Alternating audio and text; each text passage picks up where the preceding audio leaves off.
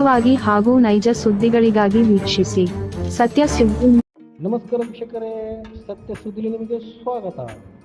ದಾವಣಗೆರೆ ಜಿಲ್ಲೆಯ ಹರಿಹರ ನಗರದ ತಾಲೂಕು ಆಡಳಿತ ಕಚೇರಿಯ ಸಭಾಂಗಣದಲ್ಲಿ ಡಾಕ್ಟರ್ BR ಅಂಬೇಡ್ಕರ್ ಹಾಗೂ ಬಾಬು ಜಗಜೀವನ್ ರಾಮ್ ಅವರ ಜಯಂತಿ ಅಂಗವಾಗಿ ಪೂರ್ವಭಾವಿ ಸಭೆ ಕರೆಯಲಾಗಿತ್ತು. ಹೌದು ವೀಕ್ಷಕರೇ, ಈ ಕಾರ್ಯಕ್ರಮದ ಅಧ್ಯಕ್ಷತೆಯನ್ನು ಹರಿಹರ ತಾಲೂಕಿನ ತಹಶೀಲ್ದಾರರಾದ ಜಿ ಸಂತೋಷ್ ಕುಮಾರ್ ಅವರು ವಹಿಸಿದರು. ಈ ಸಂದರ್ಭದಲ್ಲಿ ವಿವಿಧ ಇಲಾಖೆಯ ಅಧಿಕಾರಿಗಳು ಹಾಗೂ ದಲಿತ ಮುಖಂಡರು, ಅಧ್ಯಕ್ಷರು, ಸದಸ್ಯರು, ಪದಾಧಿಕಾರಿಗಳು ಹಾಗೂ ವಿವಿಧ ಸಮುದಾಯದ ನಾಯಕರು ಉಪಸ್ಥಿತರಿದ್ದರು. ವರದಿ ಸೈಯದ್ ಇರ್ಫಾನ್, ಸತ್ಯ ಸುದ್ದಿ ನ್ಯೂಸ್ ಕನ್ನಡ, ಹರಿಹರ. ಅವರು ಸಹ ಅಲ್ಲಿ ಸುಮಾರು 10 ಗುಂಟೆ ಜಾಗ ಇರ್ತಕ್ಕಂಥ ನಿವೇಶನವನ್ನು ಲಭ್ಯ ಇದೆ. ಅಲ್ಲಿಯೂ ಸಹ ನಾವು ಮಾಡಿದರೆ ನಮಗೆ ಅನುಕೂಲ ಆಗುತ್ತೆ. ಮತ್ತು ಇವರು ಮಾಂತೇಶ್ ಅವರು ಹೇಳಿದಂಗೆ ವಿಷಯ ಎಲ್ಲ ಅಂಬೇಡ್ಕರ್ ಅವರ ಜಯಂತಿಯನ್ನು ಮಾಡ್ಕೊಳ್ಳೋಕ್ಕೂ ಸಹ ಅನುಕೂಲ ಆಗುತ್ತೆ. ಮತ್ತು ಎಲ್ಲ ಭವನಗಳು ಅಲ್ಲಲ್ಲಿ ಸ್ಥಳೀಯವಾಗಿ ಕಮಿಟಿ ಮಾಡಲಿಕ್ಕೆ ನಾವು ಹೇಳಿದ್ದೀವಿ, ನಿರ್ದೇಶನ ಕೊಟ್ಟಿದ್ದೀವಿ. ತಾಲೂಕ್ ಪಂಚಾಯತಿ ಯುವ ಸಾಹೇಬರಿಗೂ ಹೇಳಿ ಎಲ್ಲ PDವರೆಗೂ ಸಹ ಅಲ್ಲಿ ಇರ್ತಕ್ಕಂಥ ನಾಮನಿರ್ದೇಶಿತ ಏನು ಆಯಾ ಸಮಾಜದ ಆಯಾ ಭವನಗಳಿಗೆ ನಾಮನಿರ್ದೇಶಿತವಾಗತಕ್ಕಂಥ ಸದಸ್ಯರು ಅದರ ರಕ್ಷಣೆಯನ್ನು ಮಾಡಿಕೊಳ್ಳೋದ್ರ ಜೊತೆಗೆ ಆ ಭವನಗಳ ಕಾಯ್ದುಕೊಳ್ಳುವಂಥ ಜವಾಬ್ದಾರಿ ಅದಕ್ಕೆ ಸಂಬಂಧಪಟ್ಟಂಥ ಕಮಿಟಿ ಇದೆ.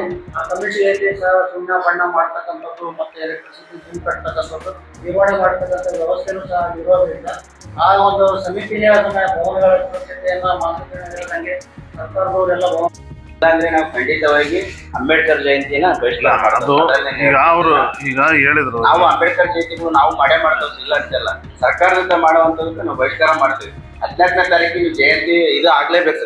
ಈಗ ಅವರು ಹನುಮಂತಪ್ಪ ಅವ್ರು ಹೇಳಿದ್ರು ಅದಕ್ಕೆ ಪ್ರಯತ್ನ ಎಲ್ಲ ಹಿಂದಿಂದ ಏನ್ ಹಬ್ಬಸ್ತು ಅದಕ್ಕೆ ಏನೇನು ಕಾರ್ಯಗಳು ಮಾಡ್ಬೇಕೋ ಮಾಡುತ್ತೆ ಎಲ್ಲ ಕ್ಲಿಯರ್ ಮಾಡಿದ್ದಾರೆ. ಈಗ ನಾವು ಅದನ್ನ ಉದ್ಘಾಟನೆ ಕಾರ್ಯಕ್ರಮ ಅವ್ರು ಮಾಡ್ಬೇಕು ಅಂದ್ರೆ ಶಿಷ್ಟಾಚಾರದ ಪ್ರಕಾರನೇ ಮಾಡ್ಬೇಕಾಗತ್ತೆ. ಅದನ್ನೇ ಈಗ ನಾನು ಕೂಡ ಸಾಹೇಬ್ರ ಹತ್ರ ಮಾತಾಡ್ತೀನಿ. ಅದು ಯಾವ್ದು ಡೇಟ್ ಕನ್ವೀನಿಯಂಟ್ ಡೇಟ್ ಅದನ್ನ ಹೇಳಿ ಅದು ಮಾಡ್ಸೋಣ. ಇದೆ ನಾವು ಮಾತಾಡ್ತೀವಿ, ನಾವು ಒಂದ್ಸಲ ಮಾತಾಡಿ ಯಾವ್ದು ಕನ್ವೀನಿಯಂಟ್ ಡೇಟ್. ಈಗ ಶಿಷ್ಟಾಚಾರ ಅಂದ್ರೆ ತಮಗೆಲ್ಲ ಗೊತ್ತಿದೆ.